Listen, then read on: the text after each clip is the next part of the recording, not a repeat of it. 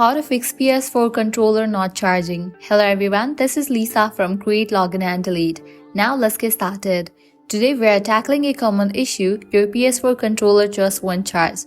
First things first, make sure your PS4 is actually powered on or in rest mode. Controllers won't charge if the console is completely off.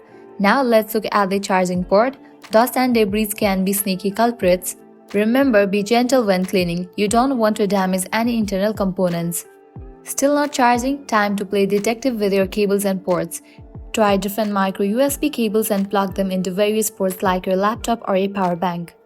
Next up, let's reset the controller. Turn off your PS4, then press and hold the small reset button on the back of the controller near the L2 trigger for 5 seconds. After resetting, don't forget to repair your controller with PS4. Now inspect both ends of your charging cable. Make sure they are fully plugged in and there are no bent pins or debris.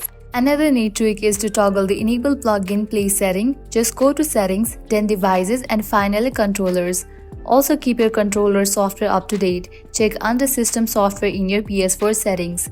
Lastly, if you are up for it, test the voltage of your charging ports with a multimeter. And that's it. If these steps don't fix the issue, it might be time for professional repair or new controller. Thanks for watching. If this video helped you, give it a thumbs up and subscribe for more gaming tips and tricks.